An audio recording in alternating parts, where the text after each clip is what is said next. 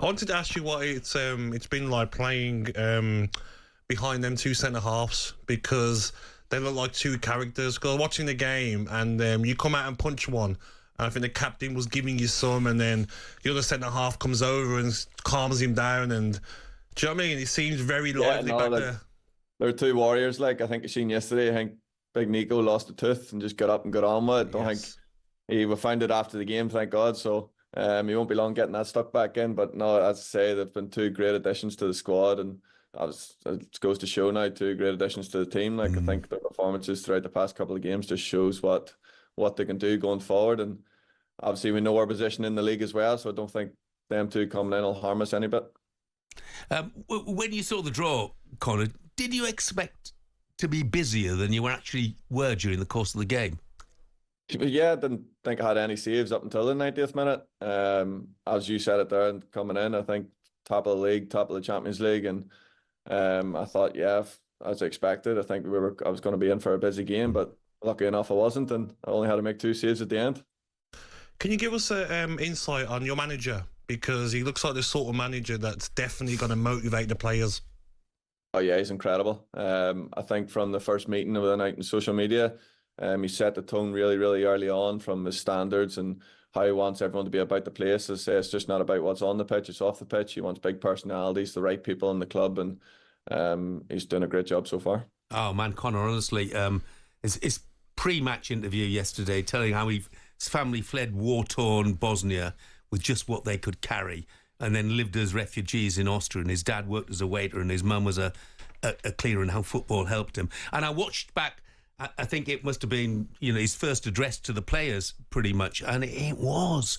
I mean, it was so calm, but so motivational. And I thought, this is a guy you would really want to play for. Yeah, you'd run through brick walls for him at the moment. I think, as you said itself, the way he approaches you and speaks to you one-to-one, and especially in front of a group, he just gets you so hyped and so motivated, and he makes you think of your family. And I don't know how to describe it, but whatever way, he could be a motivational speaker of some sort. Yeah. Oh, incredible. Could you watch when Ryan Hardy took that penalty, by the way? Oh yeah, no bother. He practices them every day, so the only time he misses is against me, so it doesn't matter. Sometimes though, as a player, you need that. You need that off a manager that's you might be shattered, but you know what? I'm not shattered. I'm going to run even harder and get that last tackle in, like all the players were in the game. It shows, doesn't it, how important that motivation is from a manager? Yeah, I think I'm speaking for all the boys here. I think even on the training pitch, tactically, the way he wants us set up, the way he explains how he wants us to play is something that everyone loves at the moment. And as I mentioned again, the way he speaks to you, no matter whether you get a bit of bad news, bit of good news. Like when I picked up a wee injury there after my long-term injury, he came up and spoke to me straight away and gave me the reassurance. And yes, as I say, he's incredible to play for at the moment. I mean, that's one of the interesting things, isn't it? You brought in a whole load of new players, whole load of new defenders, but they already look like they've got that spirit and togetherness. Yeah, no, I think that's Plymouth Argyle to a T from the moment they moved here. It's such a family club. I say the fan base here gets behind you no matter what you're doing. I think the support they show to the away games is incredible. So it's the moment you move down here, you really are welcomed and made to feel like you're a part of us, you're a part of this family, and we're all the only way is up. How important is it now, if you look at the league, bottom of the championship, but you're not far off getting out of that relegation zone? How important is it to take the form into the rest of the season?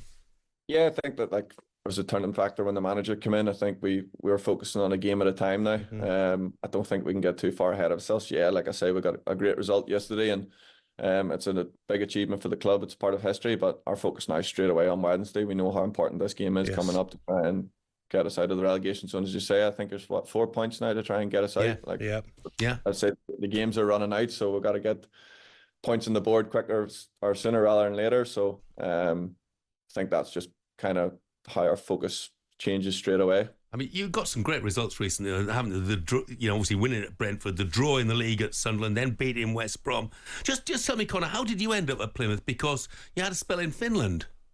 Yeah, no, that's it. I was at Celtic for basically all my career, and then I just needed to get out and get game time. I was at that age now where I felt like I was ready to be playing and showing what I can do and stuff like that. So I took a wee plunge out to the Scandinavia, and it's the best thing that I've ever done. It's a completely different culture. Met some great people, and then obviously to qualify for the Europa League as well was obviously a great profile for me. And then I got the opportunity to come down here and play championship football, and just couldn't turn it down. Brilliant. And that must have been the best day of your professional life, was it?